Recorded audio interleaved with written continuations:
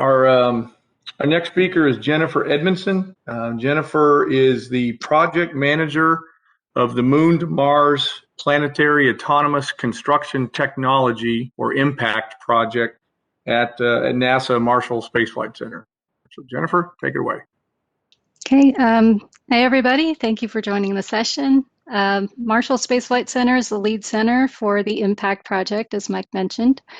So under this project, the team is assessing construction materials that can be made from resources found on the lunar surface near the South Pole, which is our assumed target construction site for our first demonstration mission that's scheduled for 2026. But the real goal of IMPACT is to provide a construction capability for the lunar surface. So we can print things like lunar infrastructure elements. So next slide, please.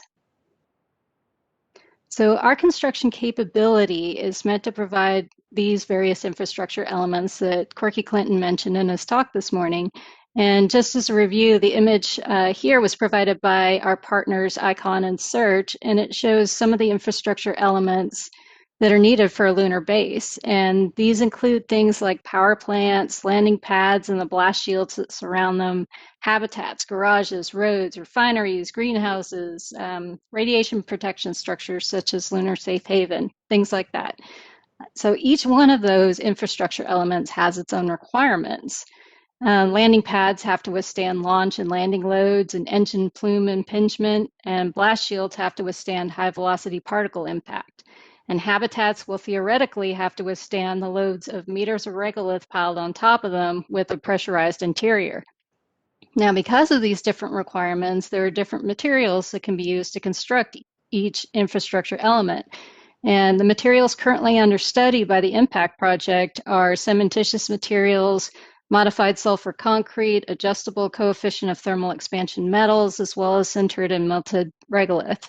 And other materials may be considered in the future, especially those that are fundamental materials that are applicable to things like in-space manufacturing and outfitting applications. So the key to making these materials economically feasible is being able to use resources available on the lunar surface. Next slide. So there are numerous resources available on the lunar surface, not only in the regolith itself, but in the volatile deposits in the permanently shadowed regions of the moon. And these locations for these resources have been determined by remote sensing with a relatively small number of ground truth missions. So the vast majority of remote sensing techniques, especially those that determine the chemistry, are only able to get a skin deep analysis of the moon. And by skin deep, I mean about the top meter of the lunar surface. So we do know the areal extent of those surface resources, but we really don't know how deep they are. So we can't be 100% sure that the amount of resources available would make setting up an entire mining operation worth it economically. So it's knowing the extent, the volume of a resource, and whether or not it is economically mineable that makes it a reserve. And this is one of the areas where space and exploration technology developers could benefit from a greater number of science missions. And science missions can define specific reserves for ISRU technologies. Ultimately, it's the identification and characterization of these reserves and ISRU technology development to process them, and the construction technologies to emplace the processed materials that will enable a sustainable human presence on the moon for exploration, a viable lunar economy that's capable of on-demand growth, and construction of large-scale science instruments such as radio telescopes on the far side of the moon. Next slide, please. So there are technologies currently under development to separate elements from regolith and to purify the volatiles found in the lunar permanently shadowed regions. And these technologies include things like oxygen extraction via carbothermal or hydrogen, liquid extraction, which could selectively extract specific elements, and molten oxide electrolysis, among others. And these technologies are currently under development for use on the lunar surface. Next slide. So the extracted elements can be recombined into things like construction materials, solar panels, flexible printed electronics, feedstock, oxygen, and like mineral supplements for crew members, and metal parts for manufacturing and construction.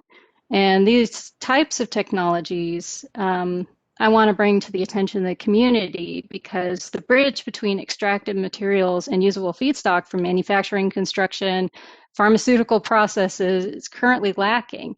So there are some projects exploring the fabrication of in-space manufacturing feedstock using regolith as a filler material, and there are some projects taking extracted metals and making cement precursors from them.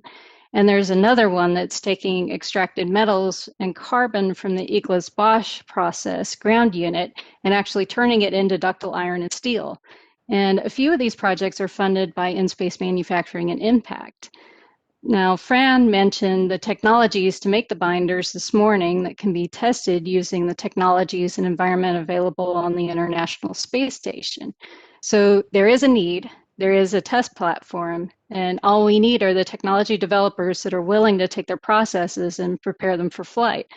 And I also wanted to remind everyone here that there's a need for multiple types of materials, each with different properties for lunar surface construction and outfitting. And it's important to keep developing different materials and make them economically efficient to produce and mature the technologies for flight. The material development is important in providing the lunar construction capability needed for our future consistent and growing presence on the moon. So next slide, please. So the website listed here will actually take you to the home page of the Space Technology Mission Directorate, and it's under STMD that ISRU technologies are developed, but they are symbiotic with Science Mission Directorate technologies.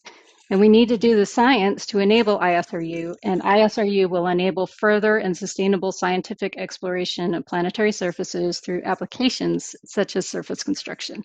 So I appreciate your time and attention. Thank you.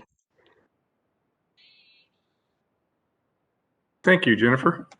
As one who works with Jennifer, I got to echo Leslie Gertz's comment that I've learned a lot from working with Jennifer about the proper way to reference availability of raw materials on the lunar surface. So I still don't get it right all the time, but I'm constantly learning from her.